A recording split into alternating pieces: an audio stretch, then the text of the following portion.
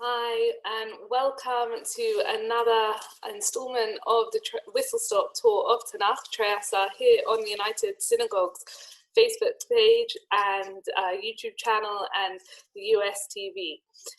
Welcome and thank you for joining us again today. We are going to be looking at Nachum, who is our seventh prophet in the series of 12 prophets of the book of Trei Asar. Anyone who's new to us, please do see all the past sessions. You can find them all on the US TV website, and please enjoy them. As always, any comments, please feel free to write any questions or comments on the chat function here on the Facebook Live video, and I will look at them at the end. You're also welcome to email me, learnwithpnina@gmail.com, with any feedback or questions. You can also download the PDF of the source sheet. It's available on the United Synagogues website. I will also share my screen soon. So today we're looking at Nachum. Now, he is really not very well known. We don't ever read him. He doesn't feature in any Haftarah throughout the whole year. So most of you are probably thinking, I've never even heard of him. I didn't know there was a prophet, a Navi called Nachum. So that's what we're going to do today. We're going to look at Nachum, try and understand what is his message to us. Interestingly, Nachum speaks specifically about the Assyrian Empire, but he prophesies the destruction of Nineveh, the capital of Assyria, the empire we've been hearing a lot about in this series. And we're going to again try and understand, why do we have another Navi talking mostly about another nation? So again, we'll use our threefold structure. We'll look firstly at the context: who was Nachum and when did he live, and so on. Secondly, we'll look at the content: what does he actually talk about? And finally, we'll look at the concepts: what is his message to his generation and to ours today in 2020?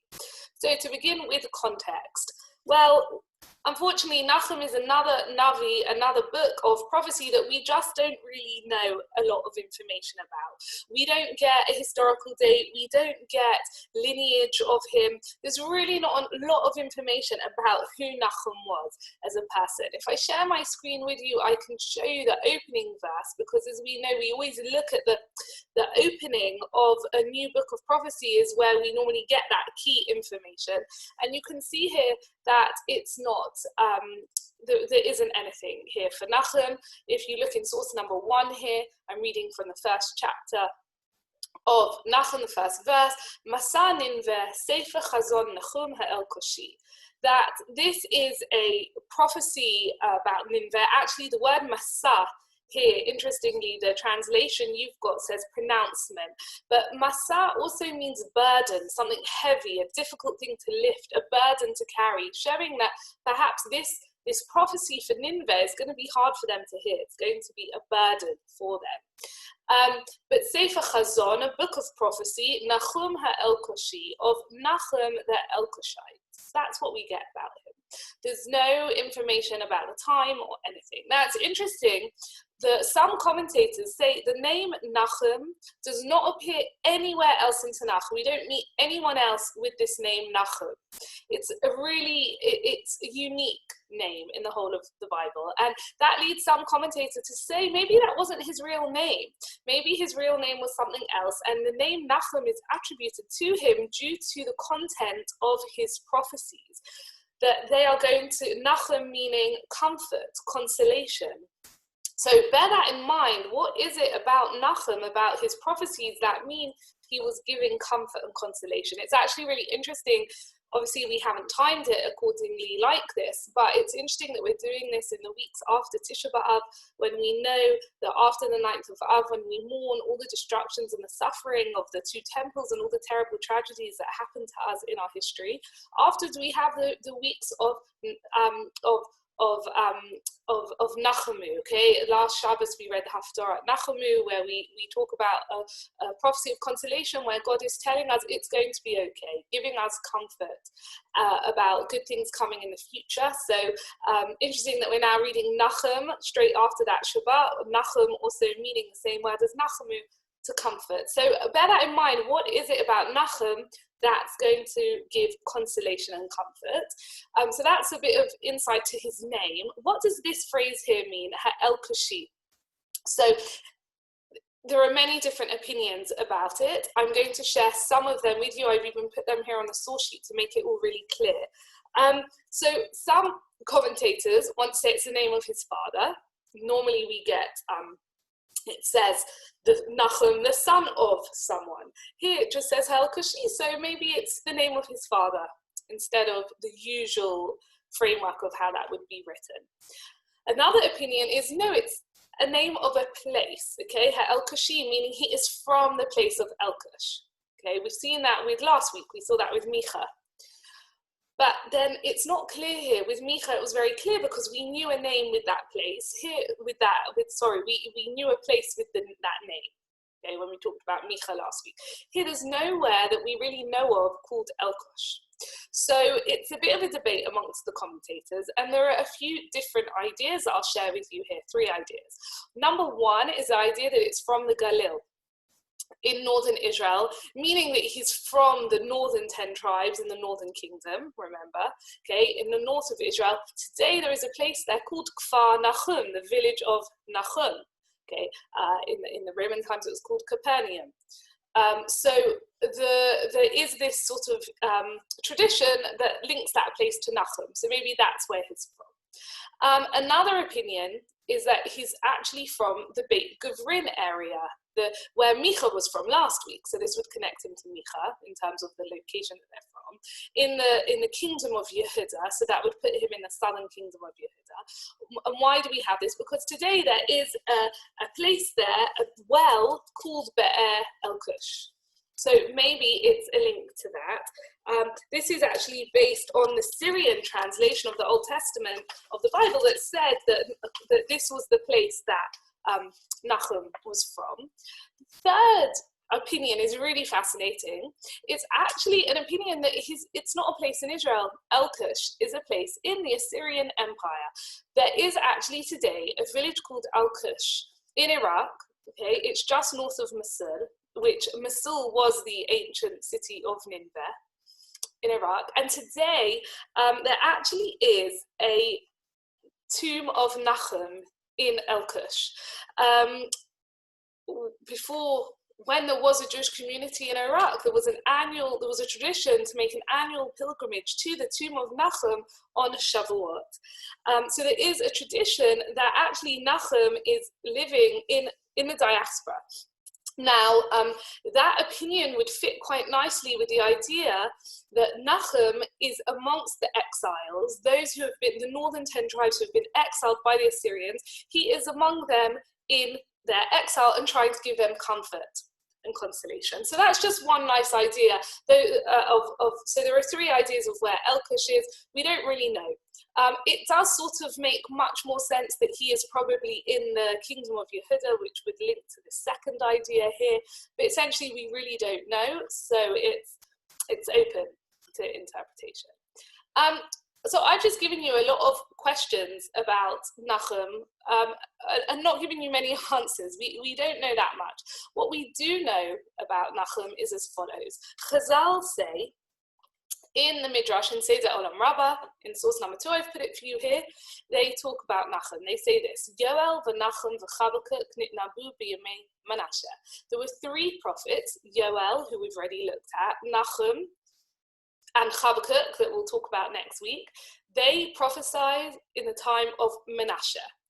Okay, Manasseh was the king of Yahudah. And why wasn't that told to us then?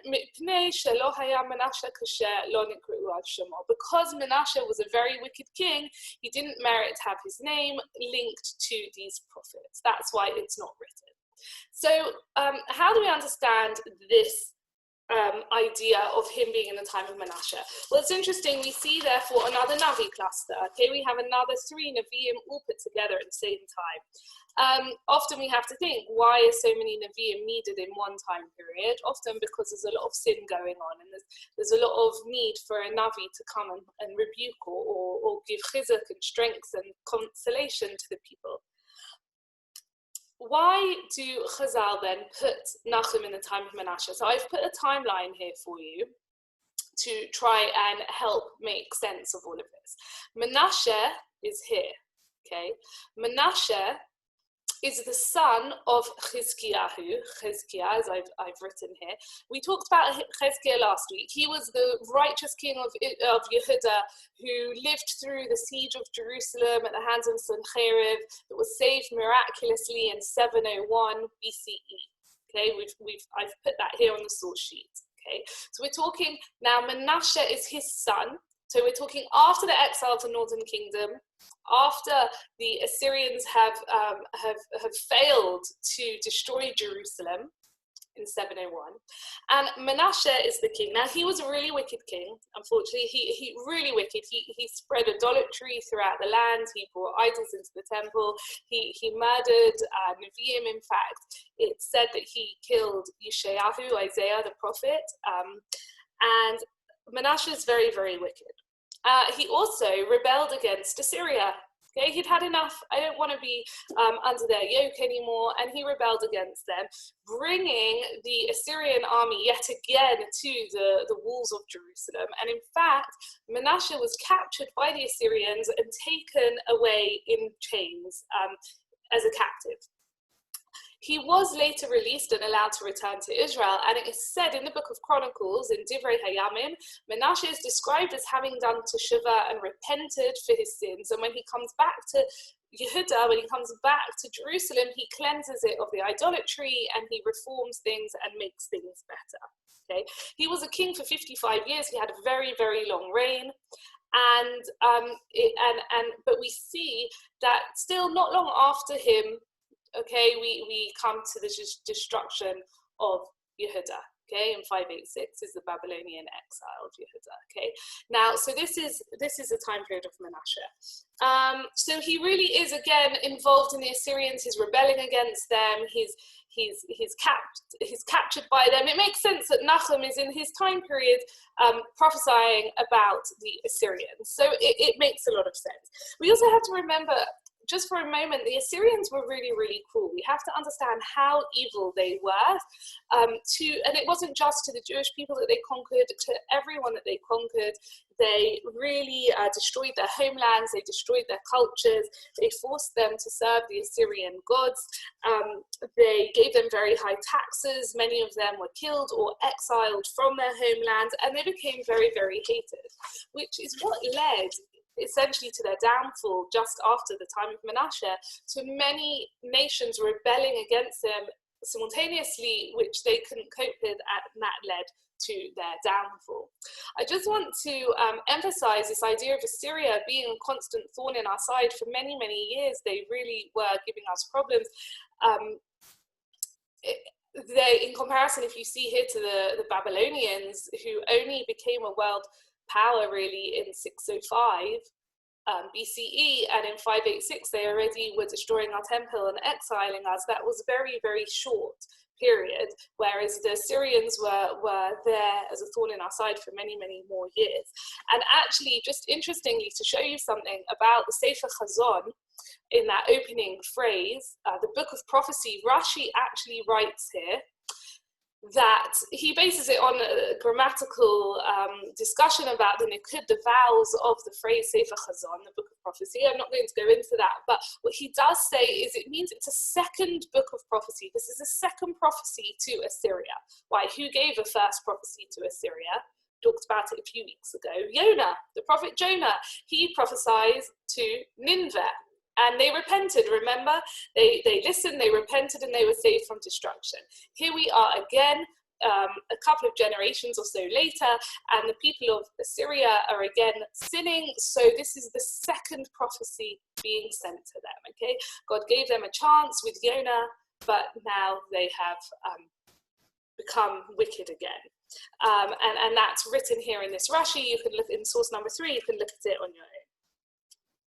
Just to go back to our timeline though, just to really solidify when was Nachum living, uniquely, this is really rare, but for Nachum, we are able to really pinpoint it. And how can we pinpoint it? Because there are historical events discussed in the book of Nachum that we know when they were. So for example, Da'at Mikra commentary says that Nachum had to live between these two events, the fall of Nineveh in 612 and the Assyrian defeat of Thebes in 661. Why? Because he mentions the fall of Nineveh happening in the future. Okay, Nachum says, let me show you this in the source sheet. Sorry, let's just move down now to source number 4.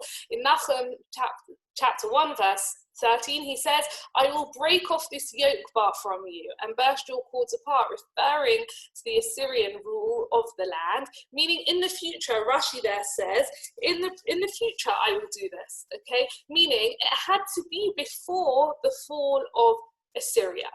Okay, so if we go back to our timeline here, we see that the fall of Nineveh, the capital of Assyria, was in 612. That really signifies the fall of the Assyrian Empire. Therefore, Dart Mikra says he has to be before 612. Okay. Secondly, it has to be after 661. Why? Because Nachum talks about the defeat of not Ammon, which is Thebes, an ancient Egyptian city that was very, very strong. Why is this important? Because Nachum says, just like this really strong city of Egypt was defeated by the Assyrians, okay, it thought it was so strong and safe and secure, but you still defeated it. Just like that, you Assyria, I will defeat you, says God. Just like you, Nineveh, think you are so safe, secure, and strong, I'm going to defeat you still. Therefore, it has to be after the fall of this city. So, Da'at Mikra says, Nachum prophesied between 661 BCE and 612 BCE. He actually goes into more detail where he narrows it down further. I'm not going to go into that. Anyone who wants to look, the Da'at Mikra commentary on Trei Asar is fascinating. It's only in Hebrew, but for those that are able to look at that, I do highly recommend it. So that's where we see Nachum is coming in the time of Menashe, after the exile of the Northern Kingdom, within the last century before the destruction of the first temple, sometime in the 7th century BCE. Let's now look at the content. What does he actually talk about? So I've already mentioned to you that he's primarily involved in the destruction of the Assyrian Empire. He doesn't ever talk about the sins of the Jewish people. He never rebukes them for their sins, which is really, again, another unique thing in Nachum in comparison to the other prophets. We can understand this based on if you remember the Gemara I shared with you in our initial session, that the prophecies needed for all future generations were written down, and those that weren't needed for the future weren't written down, meaning it's possible that Nachum gave plenty of prophecies to the people that aren't written down, meaning he might have rebuked them, but they weren't canonized. Or possibly he just didn't rebuke the people. Instead, he focused on consoling them and comforting them by talking about the downfall of their enemy. Sometimes when there's so much sin in a society, rebuking them for their sin isn't the right approach. So we're not sure which way to understand Nachum, but certainly he does not have any rebuke within the book that we're going to look at. It's only 3 chapters. It's very, very short. He uses very poetic language. He uses beautiful alliteration and imagery. He uses a fast pace to show possibly that the fall of Assyria will happen quickly. I just want to show an example of the alliteration here in source number 6 for you. Just listen to the Hebrew, the sounds. It's really quite beautiful. You can read the English translation alongside if you want. Bazu kesef, bazu zahav, ve'en k'tzel etchuna keved mikol klei chemda.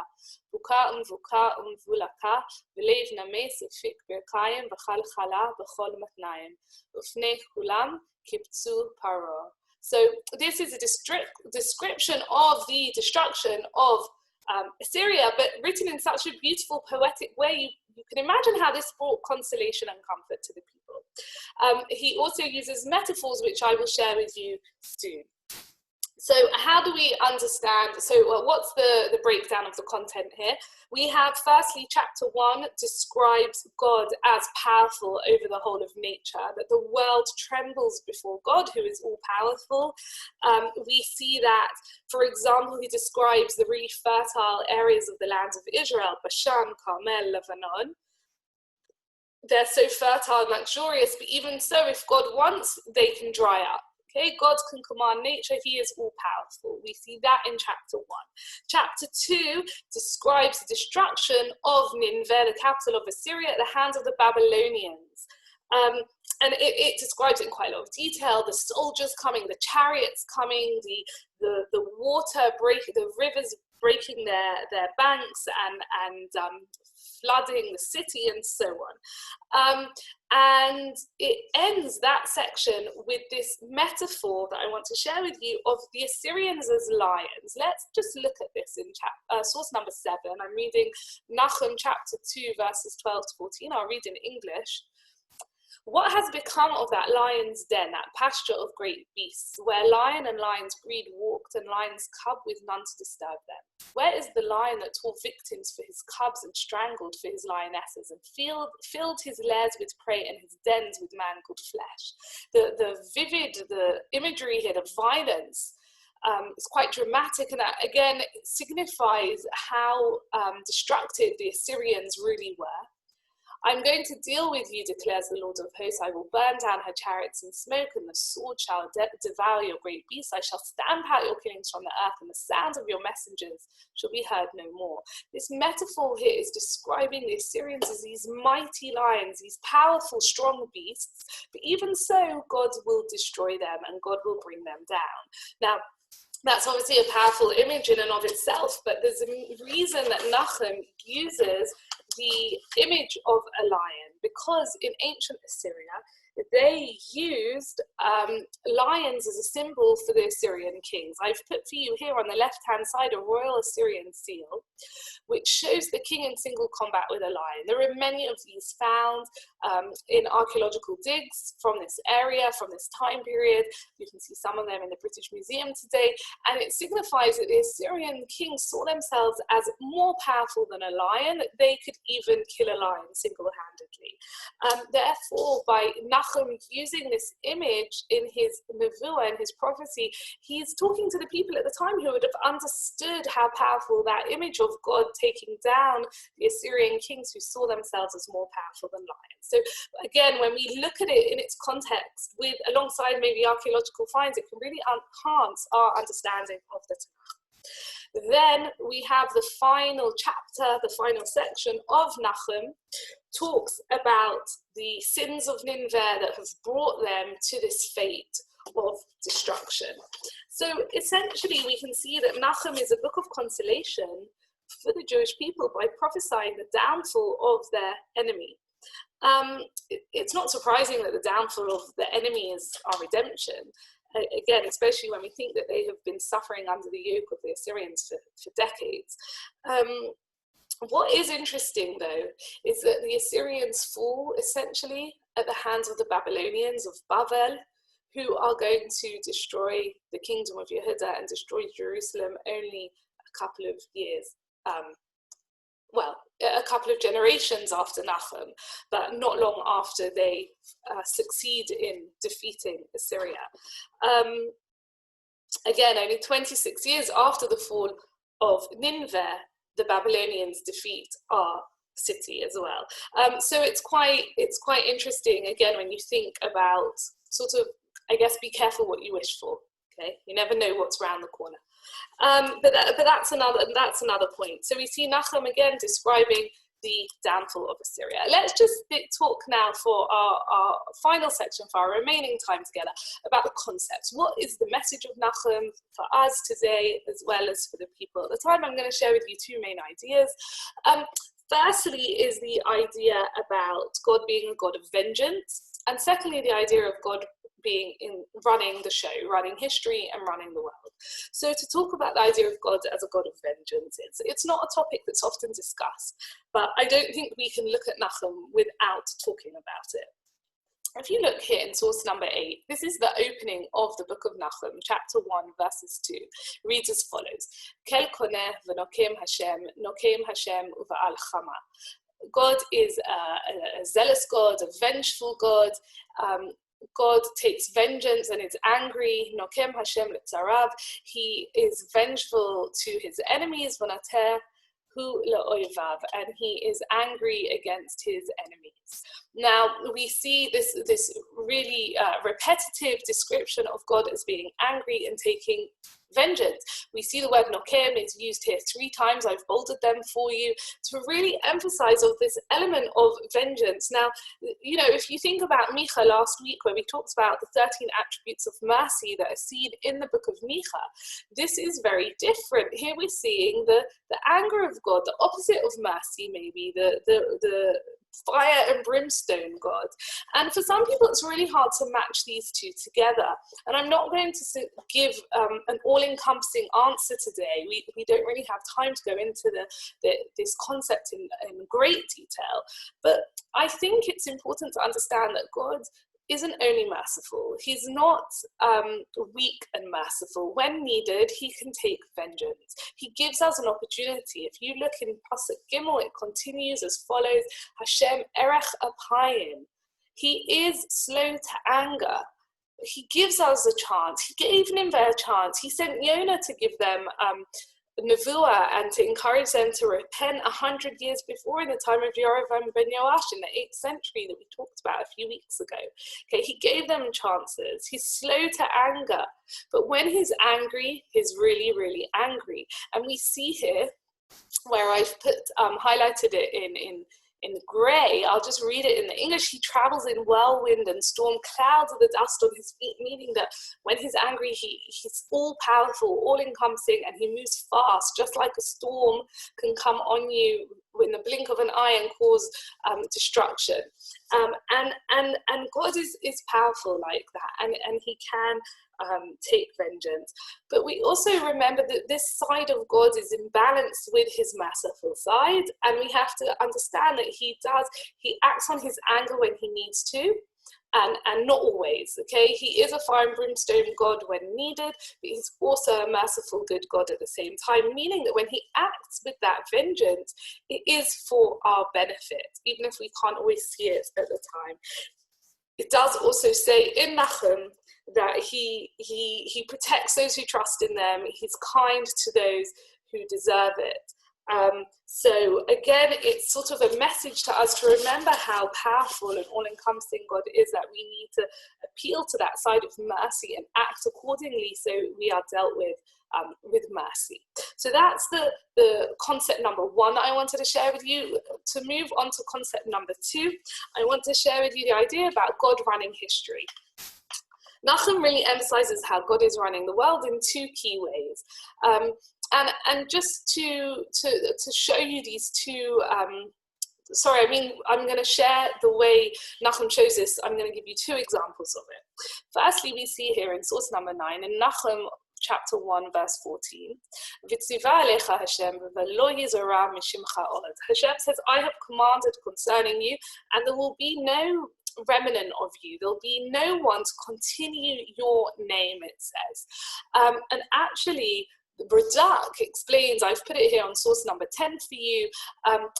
Radak explains here where I've underlined, I'll just read it in my own words though for time purposes. He says, what does this mean that you won't have any remnant of your name? Actually, the final king of Assyria, Radak explains, was killed by his sons, and his sons fled to the land of Ararat, meaning they didn't remain to rule Assyria. They fled. So there was no one from the Assyrian royal family to continue ruling in Assyria. And in that way, we see that Nachum is showing how God, maybe 50 or so, or 50 years before, maybe 30 years before, we don't know the exact date, but he made a promise that this would happen in a way like that, showing that he is running things. And if we think, this is a painting I've put for you here on the left-hand side of your source sheet that shows really the Assyrian Empire in its greatness, all the grandeur of the palaces of Nineveh. Hashem destroyed that all. Now, we might think that it wasn't God, that it was the rebellious nations in the Assyrian Empire that brought down the Assyrians. If we look here, for example, the second source that I wanted to show you from Nahum chapter 3 verse, is Hineni elecha na'um Hashem God. I am going to deal with you, declares God. Meaning, we think that it was the nations of the world that brought down the Assyrian Empire by rebelling simultaneously against the Assyrians. But God's saying, no, it's really down to me. I used them as my puppets. I'm the puppeteer, God's saying. I'm pulling the strings from above, and the nations are acting that way, which caused the downfall of the Assyrians, but really God's behind it all. And that's the message of Nachum also to us, to remember it might not always look obvious. Sometimes God hides behind other people running things, but essentially God's behind the scenes running it all. And I think today in 2020, this is just as apparent and necessary as a message to us, that it's not always clear. We don't always see God clearly. Sometimes it's Hester punning. Sometimes he has to hide himself, but he is behind the scenes running things. And even if it doesn't make sense to us, and even if it's not clear to us at the moment, that could provide us comfort to know that he is running things. It's not just all coincidence and happenstance. And again, that links us back to the name Nachum, meaning consolation and comfort, that it should provide us comfort knowing that essentially God is running the world.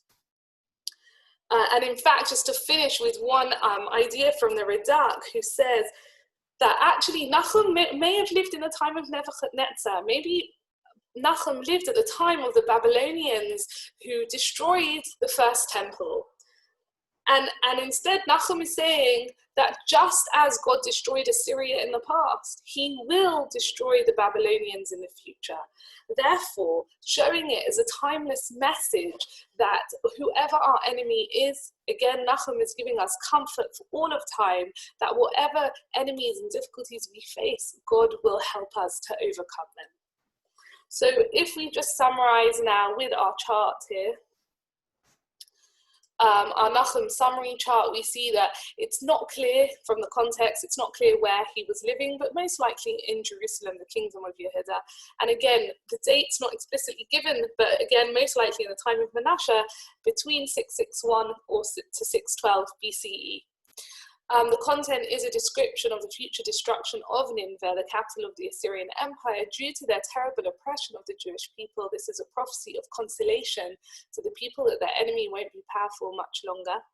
And the two concepts that we discussed are that God is a God of vengeance and wrath to those who wrong him, and that God runs history for all nations and for the whole world. Again, if anyone has any comments or questions or feedback that they want to contact me with via email, you can. My email address is learnwithpnina@gmail.com. And please join us next week at the same time, where we will look at the next prophet in Trei Asar, who's Habakkuk, also really not very well known, not very well studied. Habakkuk's fascinating because he deals with one of those fundamental questions of why do wicked people prosper. So please do join us for that. I'm just going to quickly see if there are any questions or comments for me to respond to on the Facebook thread. Let me quickly look here. Please bear with me while I try to check. See if there are any questions. Okay, I can't see any, there's no questions, but thank you everyone for your comments. It's great to see that you are watching, and please do join us again next week, same time, same place for Habakkuk. Thank you very much and have a great week, everyone. Bye.